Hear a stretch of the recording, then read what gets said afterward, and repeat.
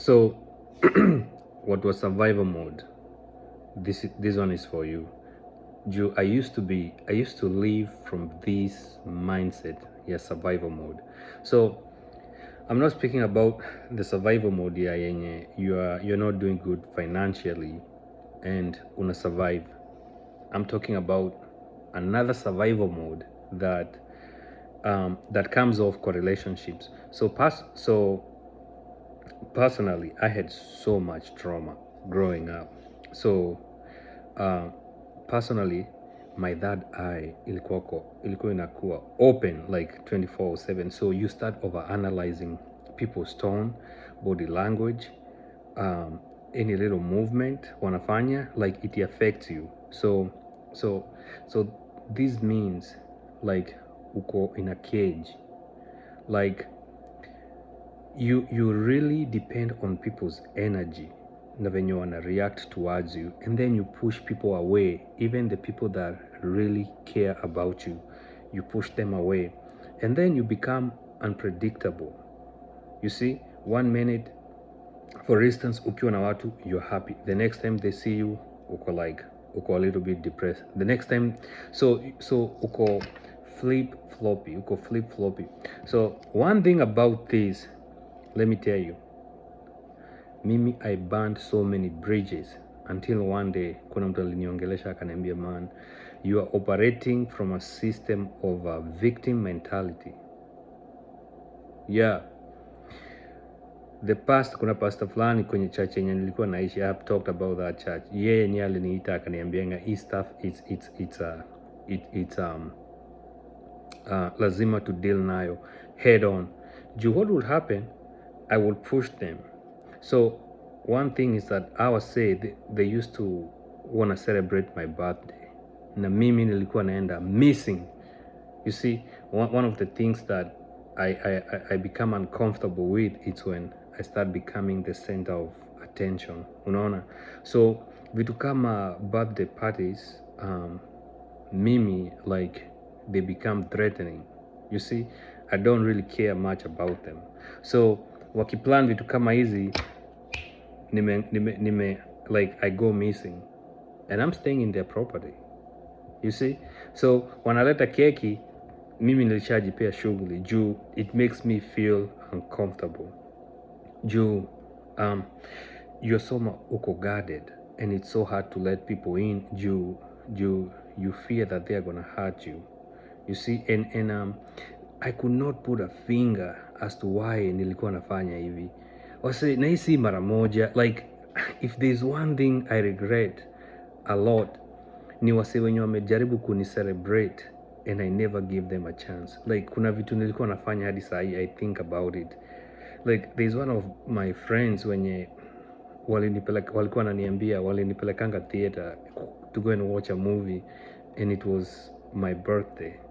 So walikuwa hata tuketi pamoja, so mimi niliketi huko chini, wao wakaketi huko juu, na the whole time walikuwa wanalia juu, and I could not understand why I kept pushing people away.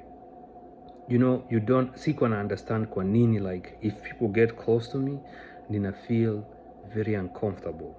I feel very uncomfortable based on the fact that mse anajaribu ku show me any level of affection inanionyesha nikuwe uncomfortable.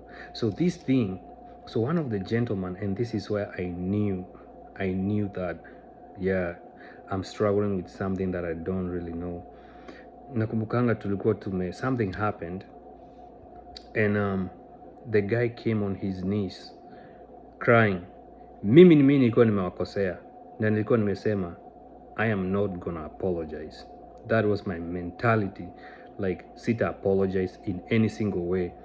So when I'm asleep, alikuja akanok mlango, nikafunguanga, akaniambianga, can I talk to you? Nikamwambianga na niko kwa nyumba yake, nikamwambianga yes. Akaanza kulia, kaniulizanga, like, if there's anything tumekufanyia, like anything imeendelea, please let us know. Wow, my friend, I started crying. Na mimi si a very crying person, but what really got me was the fact that this guy was willing to humble himself, like afike into a place yenye ako so much vulnerable na analia, and I'm the one who wronged them. But you see, mimi nilikuwa na operate from survival mode. Like ukiwa in survival mode, you don't give up.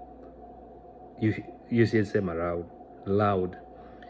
So that is how you operate. And then you hurt people that really care about you. Like, say, this is something I did, but the pastor mwenye niliishi, that was a different guy. So the pastor mwenye nilikuwa naishi kwa yeye ni aliniambianga juu yeye, we were always tulikuwa kwa close pamoja, and yeye alikuwa kwa very expressive. I mean, ilikuwa kwa like akisema kitu naangalia hivi, you know, like, hey man, I love you man. Mimi nasema I love you too, you know, like ilikuwa inakuja from a place of kuwa uncomfortable, but deep down I cared about him. Yeye niye alinifunguanga macho kwa hii stuff ya survival mode, na akaniambianga like, if you never take care of this thing, like your whole life you'll be burning bridges. Now I can tell you for sure, if you're operating from survival mode, like you are not free. Like don't let people like dictate when you interact with other people. And in this I mean, like, don't be overanalyzing, you know. Don't you know, if people do something like funny, you start being like, oh man, they don't like me. Like like when I become such a you become very very explosive, and this thing will make you miss out on so many things, so many things. So don't push up people away. So you can choose to be vulnerable. I forgot the other point. Let me see. And know you're protecting yourself from trauma.